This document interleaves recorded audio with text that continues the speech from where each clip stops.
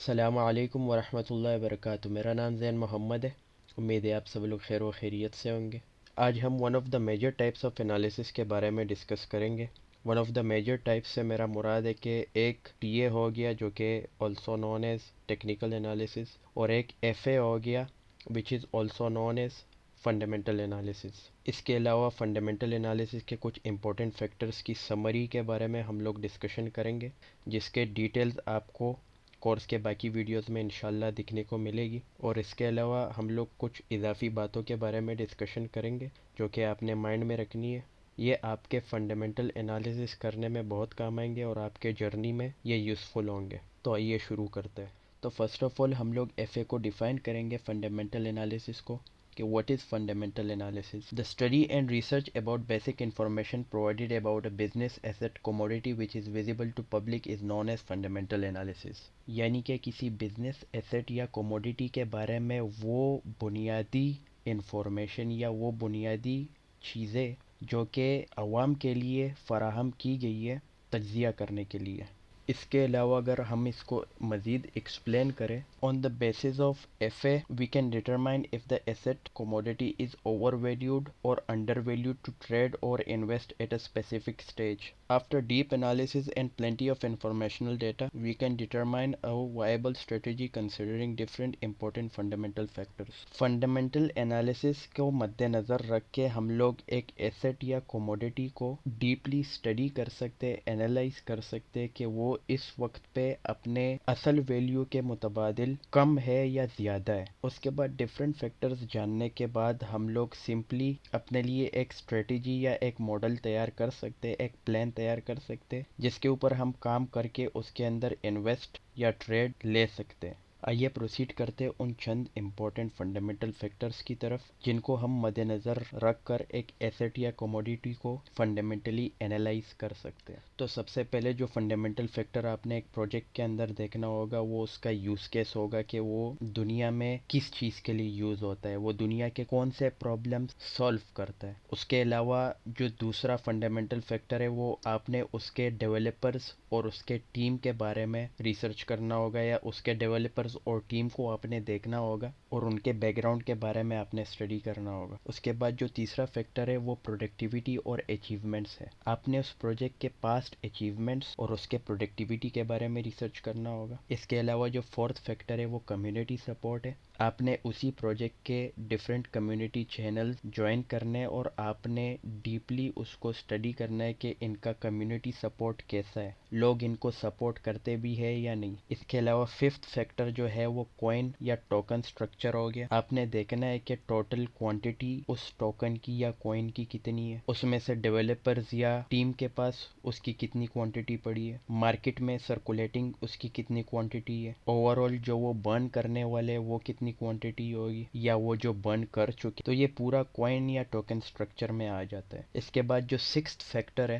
وہ آپ نے اس پروجیکٹ کے ڈاکومنٹیشن یا وائٹ پیپر کو ڈیپلی اسٹڈی کرنا ہوگا۔ تو ڈاکومنٹیشن یا وائٹ پیپر ایک ایسی چیز ہے جس میں زیادہ تر باتیں ٹیکنیکل ہوتی ہے۔ اگر آپ ٹیکنیکلز نہیں جانتے تو پھر بھی کوشش کرنی ہے آپ نے پورا اس ڈاکومنٹ کو یا اس وائٹ پیپر کو یا ون پیجر جو بھی ہے اس کو ریڈ آؤٹ کرنا ہے، اور آپ نے اپنی فل کوشش کرنی ہے جتنی بھی میکسیمم باتیں آپ سمجھ سکتے ہو آپ نے اس میں سے سمجھنی ہے۔ اس کے بعد جو سیونتھ فیکٹر آ جاتا ہے وہ اس کا روڈ میپ یا اپ کمنگ ایونٹس ہے۔ روڈ میپ بھی زیادہ تر پروجیکٹس کا پبلکلی ویزیبل ہی ہوتا ہے، جس میں سے یہ اپنے فیوچرز پلان بتاتے کہ ہم لوگوں نے فیوچر میں کیا کیا کرنا ہے یا ہمارے اپ کمنگ کیا ایونٹس آنے والے ہیں۔ تو یہ ہو گئے فنڈامنٹل انالیسس کرنے وقت آپ نے کون سے امپورٹنٹ فیکٹرز جو ہے وہ دیکھنے۔ اس کے علاوہ چند اور بھی ایسی باتیں ہیں جو آپ نے اپنے مائنڈ میں رکھنی ہے جو کہ فنڈامنٹل انالیسس کرتے وقت آپ کے بہت کام آئیں گے اور آپ کے جرنی میں بھی بہت یوزفل ہوں گے۔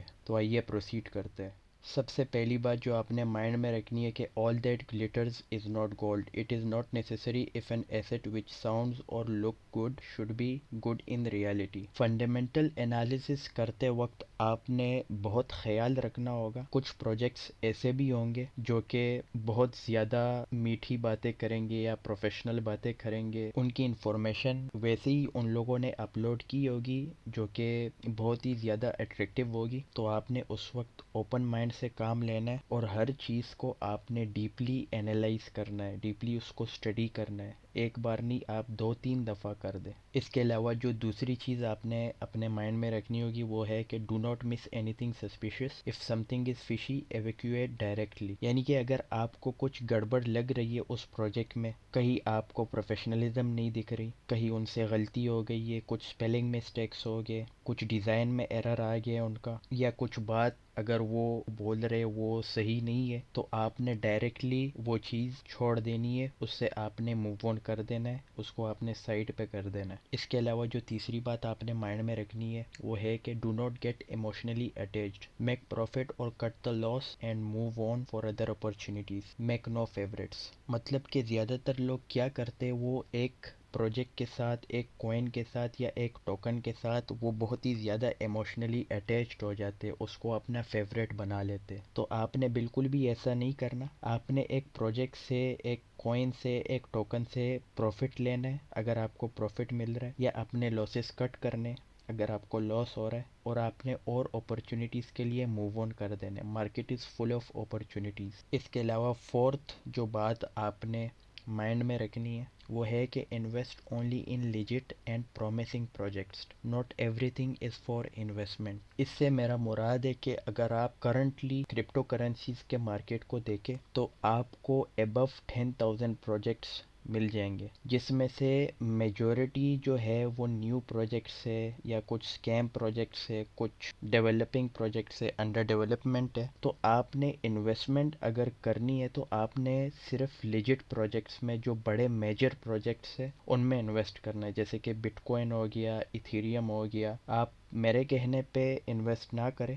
آپ سب سے پہلے اپنا ریسرچ کریں, اس کے بعد انویسٹ کریں. لیکن جنرلی اسپیکنگ اگر آپ بٹ کوائن کو دیکھیں, ایتھیریم کو دیکھیں, ایکس آر پی کو دیکھیں, ایسے جیسے کوئنس کو دیکھیں, تو یہ ان کو میجر کوئنس کہے جاتے ہیں. تو آپ نے اگر انویسٹ کرنا ہے لانگ ٹرم کے لیے تو آپ نے لیجٹ اور پرومسنگ پروجیکٹس کو ہی چوز کرنا ہے. اس کے علاوہ جو میجورٹی نیو پروجیکٹس یا ٹوکنز ہیں وہ ٹائم کے ساتھ ساتھ ختم ہو جاتے, جس میں سے چند پروجیکٹس ایسے ہوتے ہیں جو ٹائم کے ساتھ بہت زیادہ ڈیولپ ہو جاتے ہیں. 100% میں سے 80% وینش ہو جاتے وقت کے ساتھ, اور 20% جو ہے وہ ڈیولپڈ ہو جاتے ہیں. اس کے علاوہ جو ففتھ بات آپ نے مائنڈ میں رکھنی ہے وہ ہے کہ always do your own research and analysis. If doing it technically is difficult for you, try doing fundamentals and practice it for a strong command over time. Do not listen to anybody else's suggestions. If you don't understand it, do not go for it. اس کا میرا مطلب ہے کہ majority لوگوں کا مسئلہ کیا ہے, زیادہ تر لوگ نہ ٹیکنیکل انالیسس کرتے, نہ فنڈامنٹل انالیسس کرتے, اور دوسرے لوگوں کی باتوں میں آ کے وہ کسی پروجیکٹ کو ٹریڈ کر دیتے یا اس پروجیکٹ میں انویسٹ کر دیتے, جس کے بعد میں بہت ہی بیڈ کانسیکوینسز ہوتے ہیں. اگر آپ کو ٹیکنیکل انالیسز نہیں آتے تو ایٹ لیسٹ اس پروجیکٹ کے بارے میں آپ فنڈامنٹل انالیسز ضرور کریں, تاکہ آپ کو اس پروجیکٹ کے بیسکس اور اس پروجیکٹ کی بنیاد کا پتہ لگے کہ یہ ہے کیا چیز. تو یہ تھا ایک سمپل سا ڈیفینیشن فنڈامنٹل انالیسس کا, اور فنڈامنٹل انالیسس کے کچھ امپورٹنٹ فیکٹرز بھی ہم لوگوں نے ڈسکس کیے, اور اس کے علاوہ کچھ ایسی باتیں, ضروری باتیں تھیں جو کہ آپ نے ایک مائنڈ میں رکھنی ہے, جو کہ آپ کے فنڈامنٹل انالیسس کرنے کے لیے بہت کام آئیں گے اور آپ کے جرنی میں بھی بہت یوزفل ہوں گے. امید ہے آپ سب لوگ سمجھ گئے ہوں گے. ابھی مجھے اجازت دیں, ملتے ہیں انشاءاللہ نیکسٹ ویڈیو میں. تب تک کے لیے اپنا خیال رکھیں. اللہ حافظ.